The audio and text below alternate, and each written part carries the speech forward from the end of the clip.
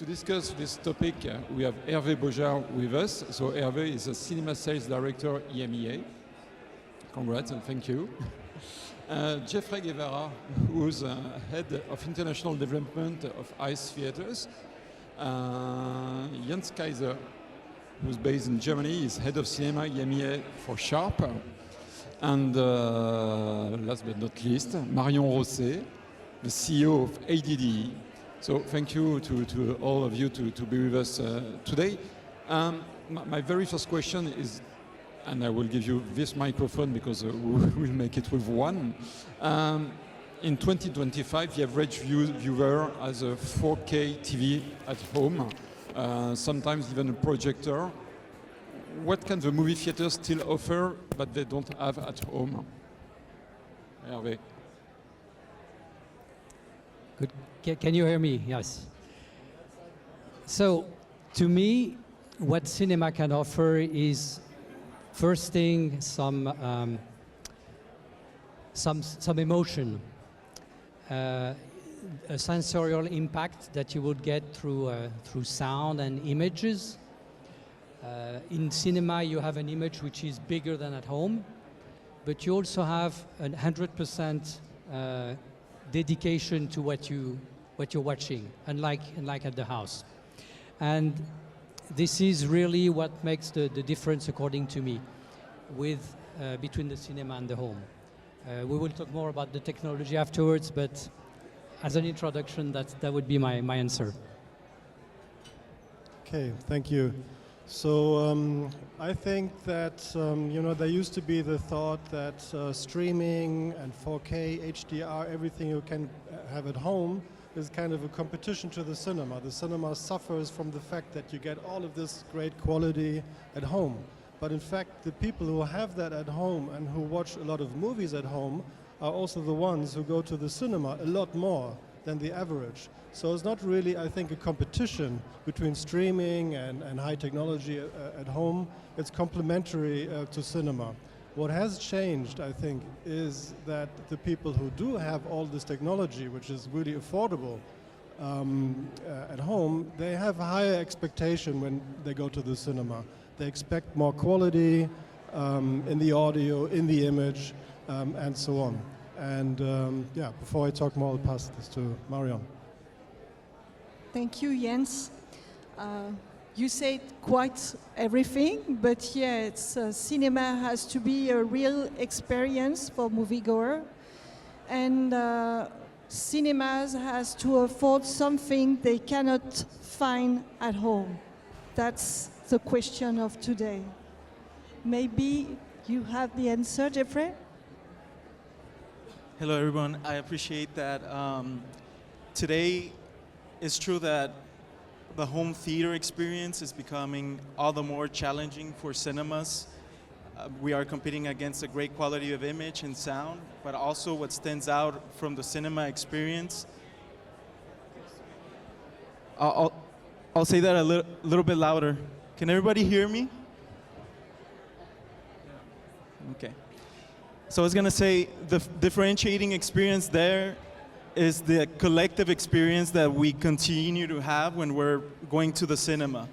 Otherwise, staying at home, we lose, I think, in terms of the vision of what the director has created to put on a big screen and to have as a shared emotion with the rest of the audience.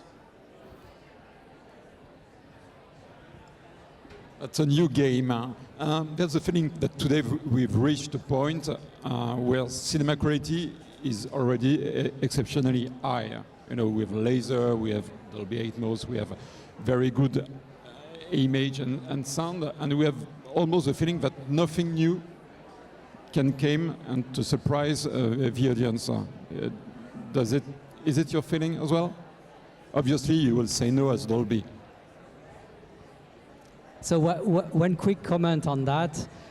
For us at Dolby, the cinema remains the place to experience the best Dolby Vision and Dolby Atmos.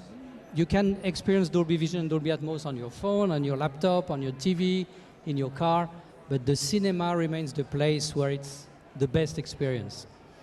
And to answer your question, it's not so much about the technology, but it's how the filmmaker or the creatives are going to use that technology to really produce something that will impact the public. And so we are really working on making sure our technology is properly used for that purpose.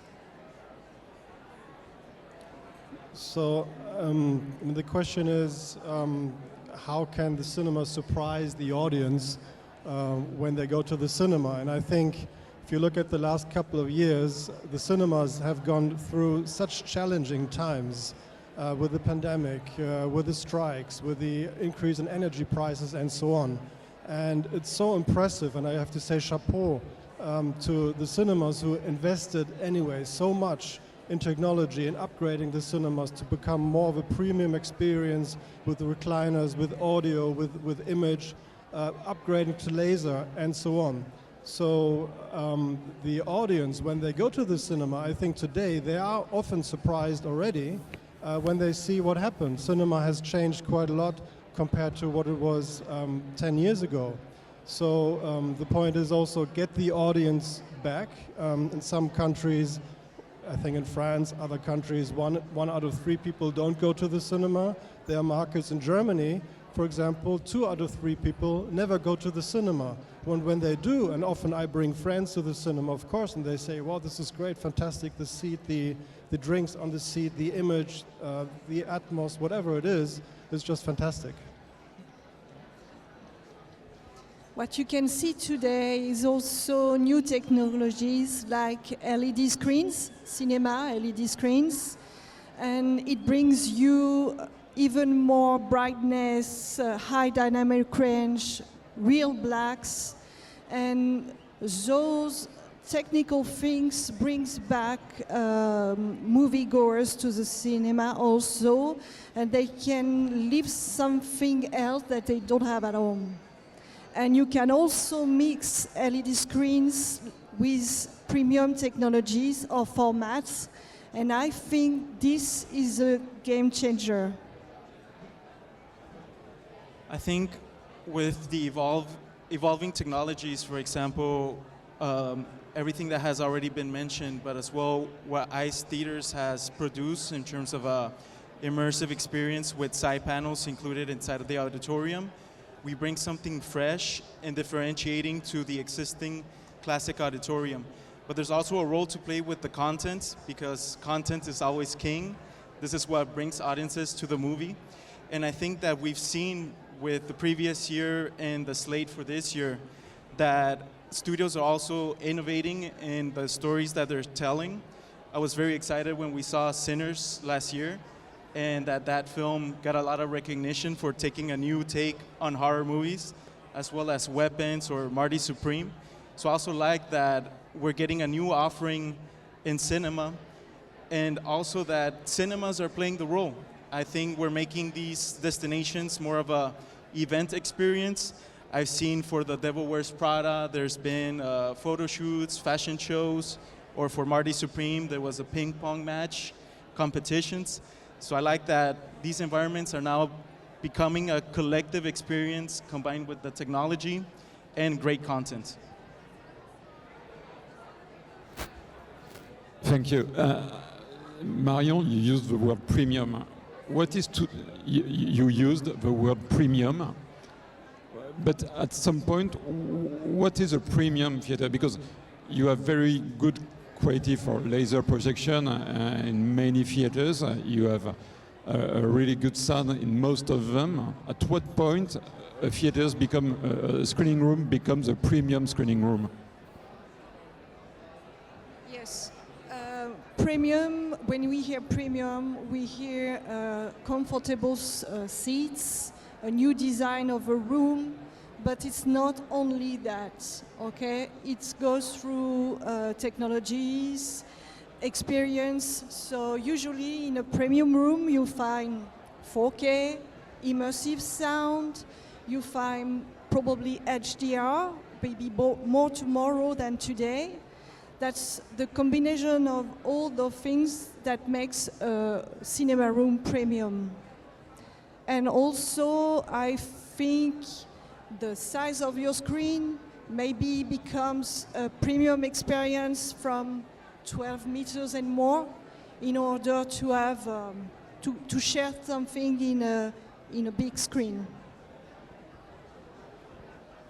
You work, Marion, with many technological companies like Dolby, like Sharp, and probably with ICE Theaters and Samsung and some others.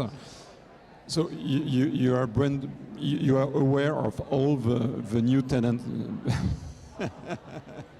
Yes, please shut up. For you, when a theater calls you and say, "Okay, I want to a brand new theater," what are the demands? What are the requirements of new cinemas?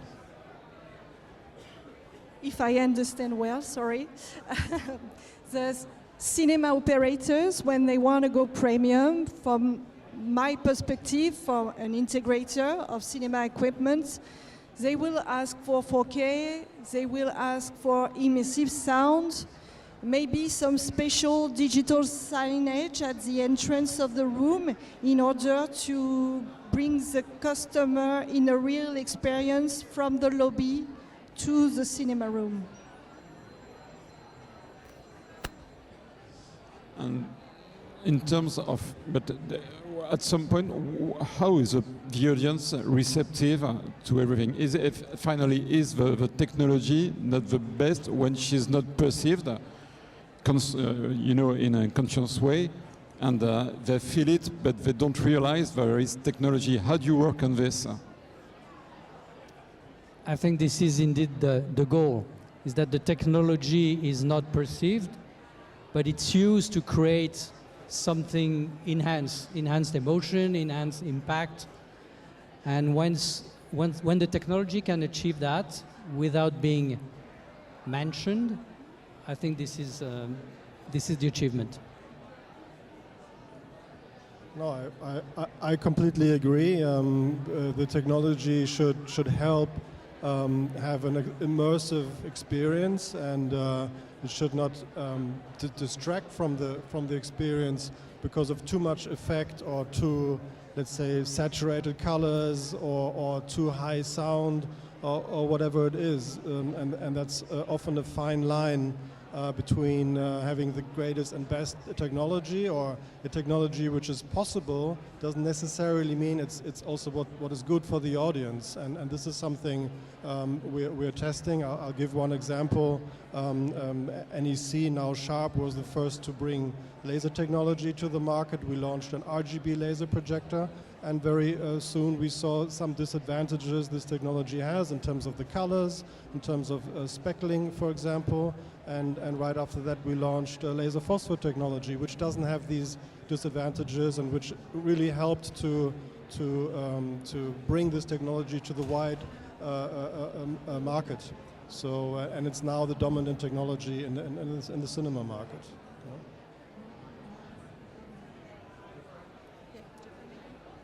When we were talking about that technology, I agree that the best technology implemented is that feels seamless, because the moviegoer feels in complete comfort and equilibrium, where he's not disturbed by the image or the sound, and also that there's a good level of comfort, so we're able to stay focused in a movie that lasts 2 hours on average today.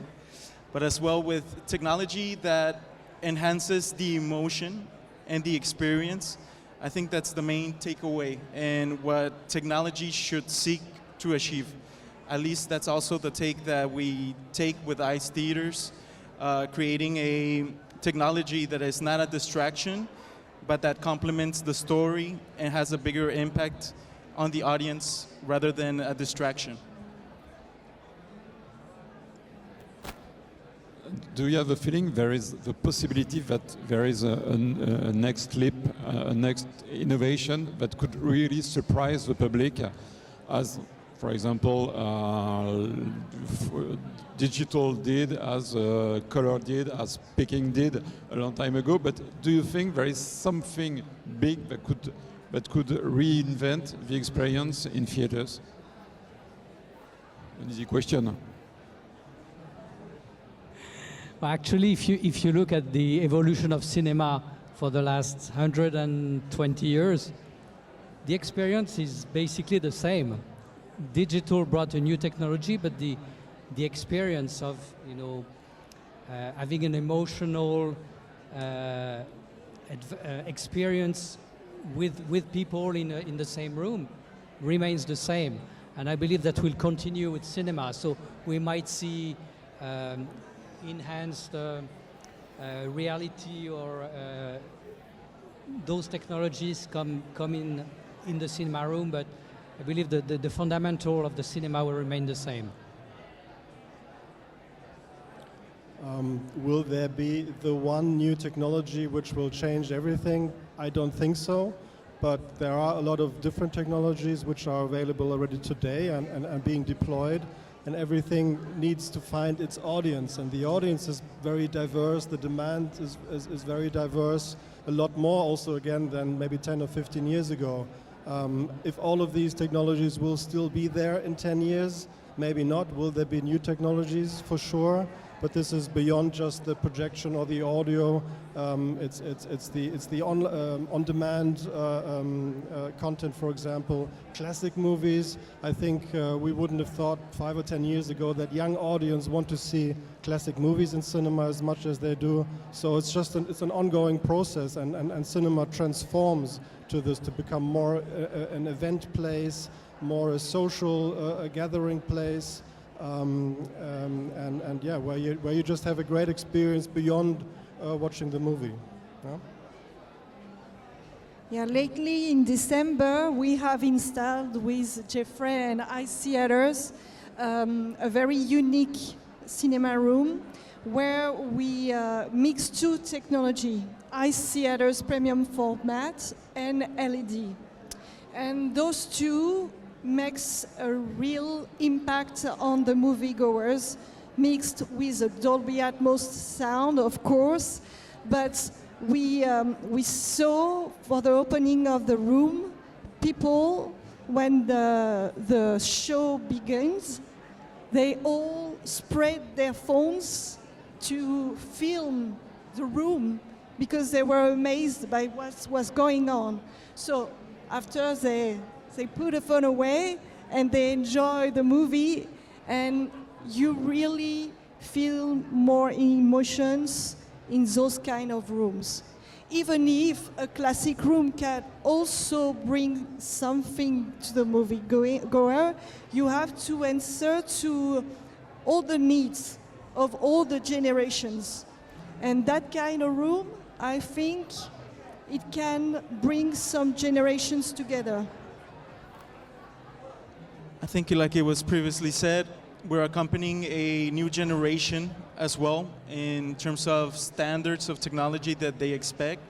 I understand as well each cinema knows their audiences best, and that there can be a real mix between the classic auditorium but also auditoriums that are pushing in terms of innovation.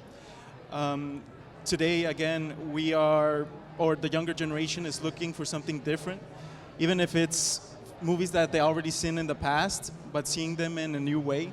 So I think there's gonna be always room to keep elevating the cinema experience. And I think it's today what we're doing and including it as part of a challenge of bringing that new generation back to the cinema. Sorry, I disagree. The new generation is already in cinemas. No, but a few months ago, all the theaters you screened Avatar, which is a 3D movie. At some point, we thought 3D would be the next groundbreaking innovation that would be the next step. Is 3D dead, definitely? So 3D, I think, is a good example of what we've been saying. It's a technology that was pushed without a real use case behind it. And we see that's the reason why 3D has declined. But there are still some movies like Avatar, for instance, that make a very good use of 3D, and it's part of the scenario, it's part of the storytelling. And in that case, 3D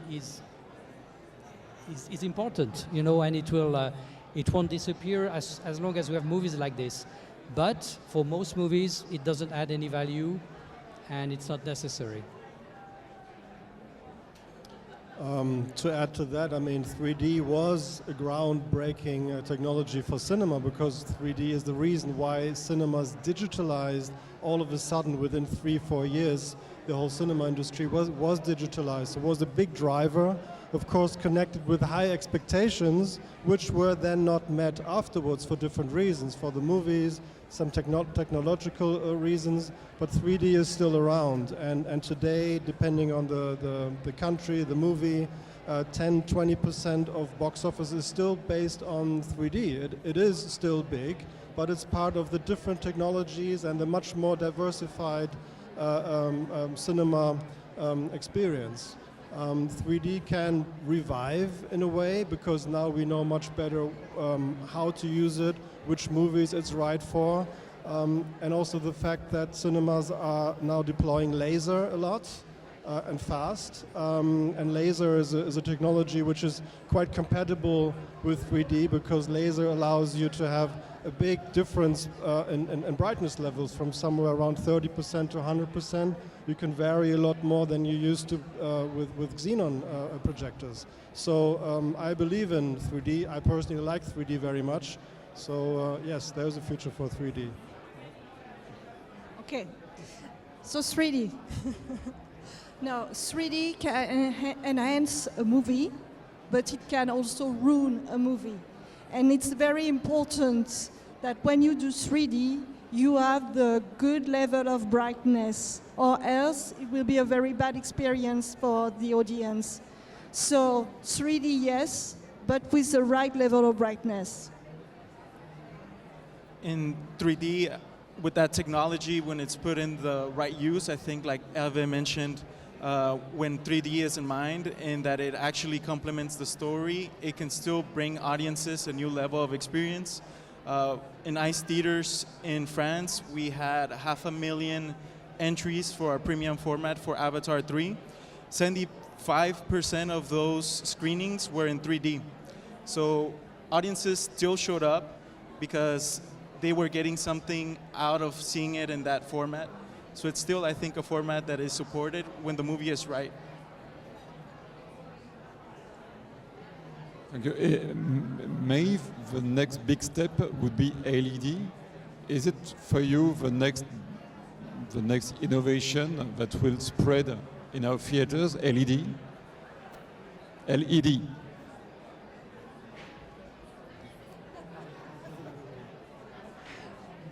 Okay, yes, I think LED will become, in maybe some 10 years, maybe a standard in our cinema rooms.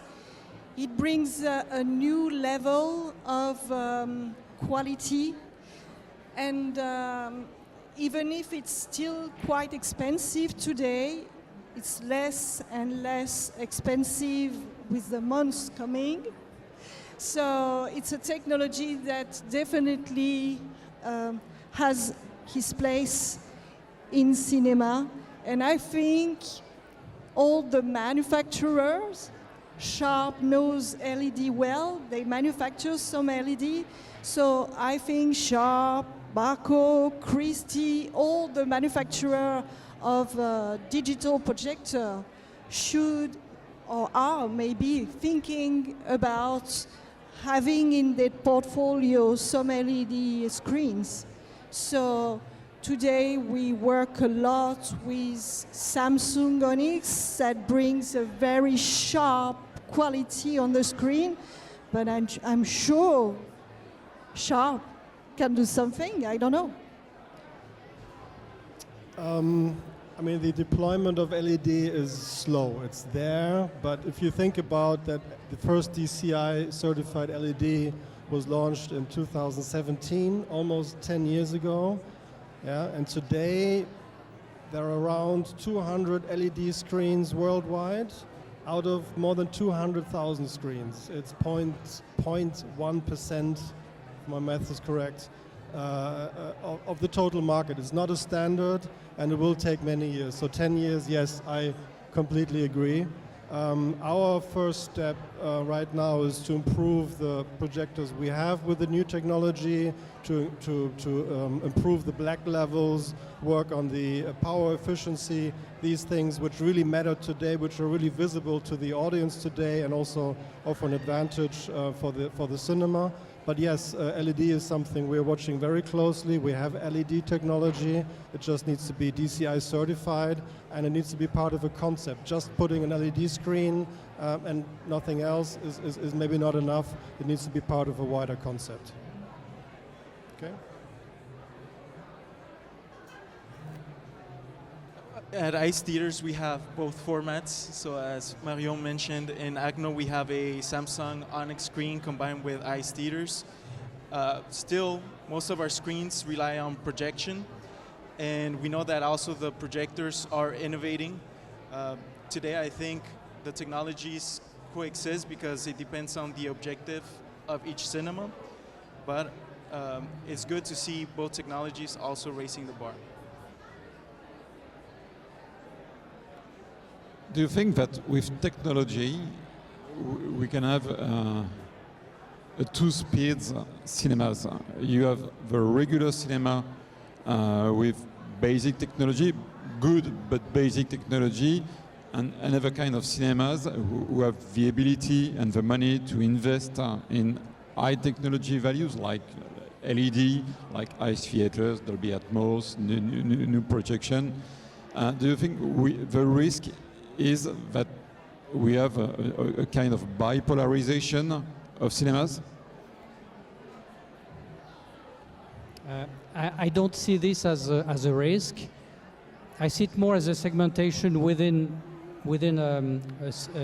a complex where you would have rooms that are dedicated for premium experience and some which are more standard cinema. But the magic of cinema will remain even if you don't have all these high technologies behind it. So to me it's more a matter of segmentation and again, use case, you know, if the public is willing to pay for that experience, then it makes sense to have a premium room. Nothing to add? No, I think there's room for everyone. So, as I said, you have different generations looking for different experience. So, in one cinema, you can have an ICE theater screen, you can have a Dolby Vision screen, and you can have a classic screen. And they can work all together. You just have to offer a full portfolio of the experience you can have in a cinema. I apologize for the question, but I have to ask it. Does technology means higher prices? No, but premium to me needs higher price. A premium experience requires, has more value and needs, to me is associated to higher ticket price. And otherwise, you know, from an exhibition standpoint, the model would not work. If the exhibitor invests more in a technology that will produce a higher experience, the public has to be educated about that experience and be willing to pay more for that experience. Yeah, totally agree. It doesn't help to just add one new technology, a laser projection or Atmos, for example. That's not enough to justify charging a higher price. But of course, if you go for a premium format experience, and a lot of cinemas have their own premium formats, whether it's Ultimate or Lux or Max or whatever it's called, yes, there is a slight price up for that because also the cinema invested its money, it needs its return on investment, and the experience shows that the audience is also willing to pay for it. The audience is more demanding, it takes more to get the audience in the cinema, but when they go, they're looking for a more premium experience and premium works. The cinemas who invested, they have more audiences coming back than the ones who invested less. I totally agree. Also, last of the line, it's a little bit hard to top what everyone has said before, but for me is, like it was mentioned as a summary, audiences are ready to pay a complimentary pricing when they can feel that they're in a different environment than what they usually get in a classic auditorium. So when the high quality is there, the audience for very big and eventful movies, like many of the ones that we have coming out this year, sometimes they want to see it in the best conditions possible. They're willing to travel, they're willing to find the biggest screen, the best sound, great seats, the most immersive experience, then they're willing to pay that extra fee. Will the development of architecture and, for example, LED, because LED means there is no cabin for projection. So do you think in a few years theaters will be built differently than they are today? And does their current architecture can be a constraint, can be a limit for the development of technology for them? I guess, Marion, when you have to create a new screening room in an old theater, you may have some problems. Yes, of course. So when it's a new build, we don't have so much problem. It's even easier. But when you install a LED in an existing room, sound cannot go through an LED. So you have to put the sound around. With our system, dark side solid screen, we put the sound above and underneath the screen. So the size of your screen will be reduced in order to leave some space for the speakers. So I think in some projects, the sounds that's not going through the screen will make the screen smaller, or maybe we'll change the project and won't be possible to go on LED, standard LED. And we see more and more acoustically transparent LED today. And for some rooms, I think it can be the solution in order not to lose a size of a screen, which means a lot for a moviegoer. Just to add, from a premium and special format perspective, it's also important to be able to adapt to existing structure. In some situations when we're in a new build, we can start from scratch and really make what we want in that space. But when we're confronted to a cinema that wishes to modernize without starting from fresh or scrapping their existing space, then premium formats and special formats need to personalize and adapt to the needs of what's already existing in the room. But sometimes it works well. It's not always a problem. When you take companies, you have R&D departments, you look for new ideas, you're looking for innovations. Do you consider what should be the limit of technology? I mean, does the technology sometimes, can we over-technologize a screening room? That technology is more finally present than the movie? I mean, 4DX could be that kind of example. So I will talk from a Dolby perspective. When Dolby Atmos was developed, the intent was to reproduce the real world and to recreate this immersion that we have in real life. In real life, the sound is not just coming from in front of us, it's all around us. So based on that, we try to be as close as possible as the reality. Same thing with Dolby Vision. We looked at the human eye and how it's perceiving colors and contrast, and based on that, the technology was developed. So it's always from an end user standpoint that we are trying to develop the technology. Yeah, I mean, it's a bit similar question to what we had before. You know, technology is there. Can there be too much technology? Yes, technology should add to the immersive experience. As soon as it becomes too much and maybe distracting from the movie, it's not right. And we have seen technologies coming into the market and disappearing again, and that of course is not good, not for the cinema, not for the audience, and the investment. So yeah, we need to be sure about the technologies which are right for the audience and which are launched to the market. I can add that technology has to be invisible in a room.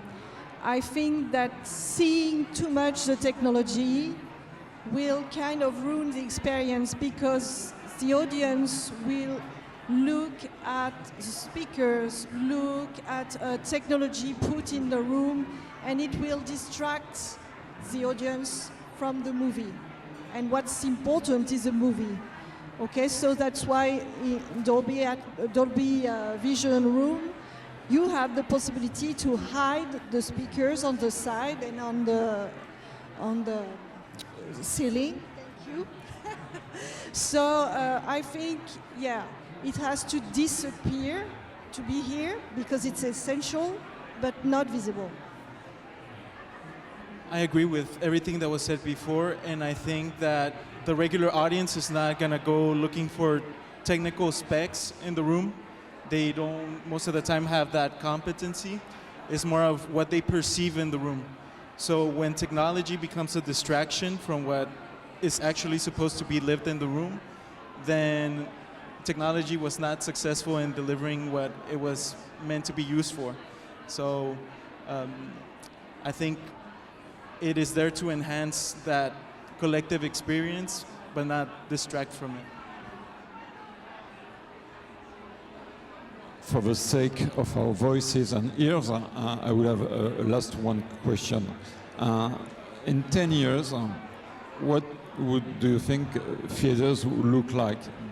Do you think we will be barely at the same point of there will be something totally groundbreaking replacing what we know?